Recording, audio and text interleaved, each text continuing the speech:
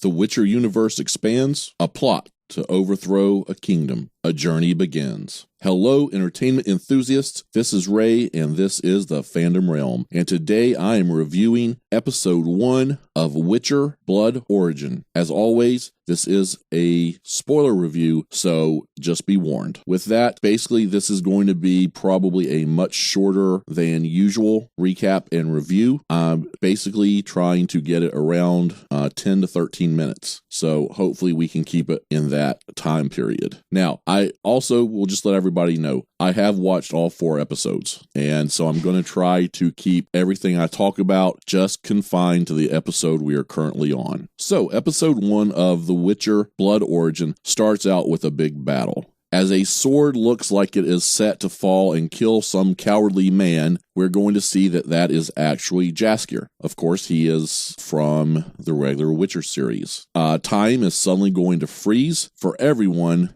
except for him. Jaskier's double arrives and reveals himself. He is not, however, a Doppler, but instead the face changes and it turns into an elf. She needs him to sing a story so it'll come to life, and with that, she shows off his lute. Specifically, she needs him to tell the story of the 7. With that, we jump back 1,200 years to follow 6 lone outcasts that are bound together on a blood quest. Fial of the Dog Clan, Cian of the Ghost Tribe, Brother Death, the mages Zakari and Sindril, along with Meldoff. They're all led by someone called the Lark. And with that, we're going to jump backwards and follow the Lark as she arrives in a village. She's going to be in basically the pub area singing to the villagers until a man starts abusing a woman, and she's going to make swift work of the troublemaker, and she's going to start playing again. After she sits down in the back, she's going to discuss her journey with those that are around. Now we're going to skip further south into the kingdom of Zentrea.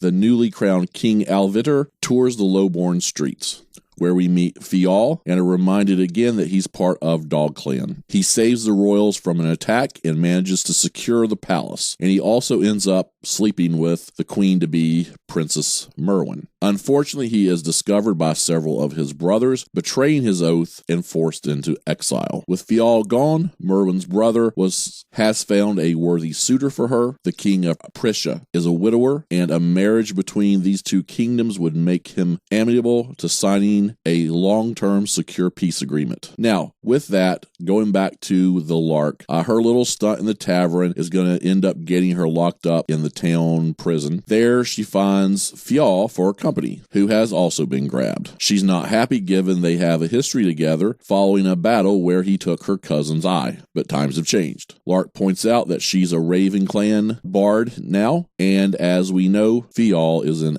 exile. However, guards are going to arrive and claim that Fial's freedom has been bought, and after a quick skirmish between the pair, he's released and runs into Shin, who pleads with him to come back as the king is about to start up a peace treaty between the two kingdoms. Many advisors have their concerns over this. Lark is going to manage to break out of her cell. She picks the lock. There weren't any guards running around like there normally aren't in places like this in fantasy worlds. And she runs into her sister, who's recruited to be part of the upcoming peace treaty. And she's to be there with her mother, Sethlin, but Lark is going to refuse, not wanting to go down the path of the blade again. When she leaves, Lark finds herself experiencing a prophetic message when the young barmaid is possessed. There's a quest in her name will bring her redemption with her clan. Lark is leaving, determined to make good of this and be successful on her quest. Fial jumps in and saves Lark when a whole bunch of assassins show up and begin attacking. When they kill her sister, Lark is understandably distraught. But there's more going on here than first meets the eye. It turns out all the attackers are actually Zentrean warriors teaming up with the Prussians. What in the world was going on? Fial believes the pair should stick together, where we learn Lark's real name is Ayla. As the pair march on, we receive some narration to let us know that with highborn hostages exchanged between the warring kingdoms, the other monarchs sail to sign a treaty to end the 1,000-year war.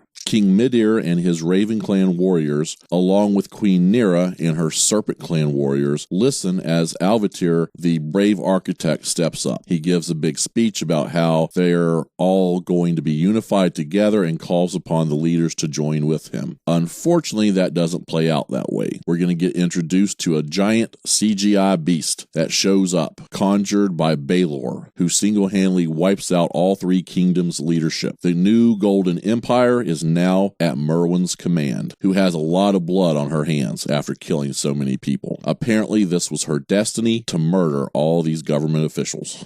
Of course, she's being played by Baelor, as anyone with half a brain would have realized. She probably should have realized that as well. But with that, we get to see she probably did not think things through quite as well as she probably should have. But she was very opportunistic here. She was very callous in what she was doing and a little bit evil. And that is what we're looking for in this situation. News of this cold-hearted move spreads across the kingdom, where Fial and Ayla show up and immediately find themselves wanted by the local officials. Knowing both their clans have been decimated, they find themselves heading out and trying to work out what to do next. They decide to team up and forge a new alliance and to go get revenge on Merwin and destroy the beast that allowed her to take control of the three kingdoms. Now, we also do find out that really the big reason that Merwin wanted to take power is she did not want to get married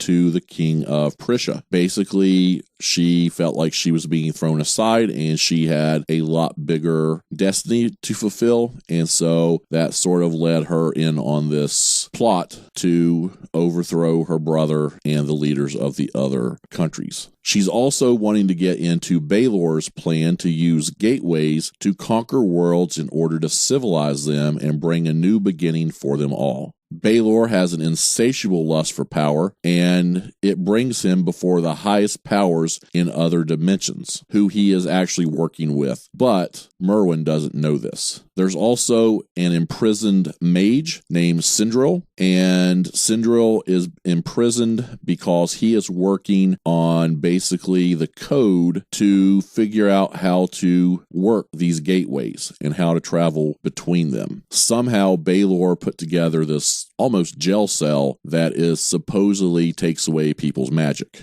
and so Sindril can't get out. We're going to see Baelor head in to talk to Sindril to thank him for all the help in navigating the gateways. And we're also then going to see Fial, Ayla. They're going to decide to head off to find Sion of the Ghost Tribe. She's the last of that tribe. They're going to plead with her to take out Merwin and her evil friends. She's convinced that they won't make it past the city gates and refuses to join, at least until she sees the pair of them in action and working together. All right, everybody, so that is the recap. With that, I am going to throw in some thoughts and some reactions to the action and the story and everything I saw. As I said, I have finished the entire 4 episodes, so I do know what all happens, so I'm not going to jump further into any of that, but there was quite a bit to talk about in this first episode, and the first thing I want to say is just give the show a chance, okay? There are a lot of people out there. This was a horrible time for anything Witcher to come out, with everything with Henry Cavill not returning in the main Witcher franchise. You also have basically the press for this show has not been great. The reviews have been terrible. Lots of review bombing out there. And that's one thing I just want to real quickly say something about. If you don't like a series, give it a fair review, okay? I'm watching this series. I'll just talk about this episode. It had a very average feel to me. If you're going on something like IMDb or you're going on Rotten Tomatoes and you're giving these episodes 0 stars or half stars, to me that means you're not serious, okay? You're not really trying to rate how good the show was. Because I'm going to tell you, while some of you may not like it for different reasons, there's a lot of shows out there that this is better than. And so I think we need to start growing up as a society, as a fandom of movies and TV, and especially of the fantasy genre. We need to sort of start growing up a little bit and put this idea of woke stuff behind us. I will tell you right off, reading some of the reviews, it's like I was reading a totally different review of the show. The funny thing is, this is throughout. There's enough issues with this show in just the general writing and the story and some of the characters to get plenty of criticism. Everything that people's whining and crying about, like a black woman as the lead role, I thought Yeoh was a very good character. I thought she sort of earned her background. It's not like she just became a warrior overnight. She obviously is in the trope of a warrior who has gone into being peaceful and is coming back into that trope. Nothing wrong with that. I think she was fine, and her acting was really good. You have situations where it happens all the time in fantasy, but because people are mad at Witcher right now and what's going on, I think you're cutting off your nose in spite of your face. So we need to leave some of that woke stuff behind. The stuff that you all claim to be woke wasn't even trouble in this series. They had plenty of other. Now, just to throw a couple things out there, I just said I really liked the character of Yeoh, and I did. I enjoyed her. I thought she was pretty well written. I'm very glad we're not making every strong female character into a Xena Princess Warrior type person. So I thought they did a very good job with that. I think she shows later on that she has some smarts about her too, and I really did enjoy her character. Our boy Fial, the elf, enjoyed him as well. I don't know about his acting though. The actor that played Fial, this first episode was sort of iffy. He was good enough. If we have some of these professional wrestlers that can go in and do a halfway good job, he was better than them in other series. Another thing I liked is we did get to see sort of a wide range of areas. They spread us out and showed us several different parts of the kingdom that we're exploring now, and so I really like that. I like when they go out and explore new worlds. This is a world we don't really know because it is 1200 years before The Witcher, and so lots of things they needed to explain. Now, the problem with that, we got to see a lot of places they just didn't do a whole lot of explaining. So they really need to kick the history in and really need to get us some background here, and that is really something that I thought was a little lacking in this episode. Also, they need to establish the bad guy a little bit better. It's a little iffy in this first episode, and while it'll become more clear, you do get a situation where, is the bad guy bad enough? And this is one of the things I talk about in videos and series. We'll talk about it more later in another episode. Now, I will say one thing before I do move on out of here, and it's sort of one of the things I had to laugh at early on in the episode when Jaskier was talking to the elf, and when she told him what the story was going to be, and he laughed and said that story's been told 1,000,000 times, and she goes into a lot more detail, and then he sort of changes his story. The funny thing is, this fellowship story has been told a lot, and I think the thing that concerned me overall was to pull it off now, since it's been done so much. You need some very rich characters. You need some creative storytelling. You need to go out there and take a few swings, even if you miss, and see what's going to end up happening with your story. And with that, I think this show is bogged down a little bit on the writing. And so that's something they do need to improve. Now, with that, I'm going to give the episode a grade. I'm going to give it a C. While there were some problems, especially getting into some history, building the world a little bit, I generally liked where everything did. We've got a bunch of chess pieces on the board now. We can start moving them around.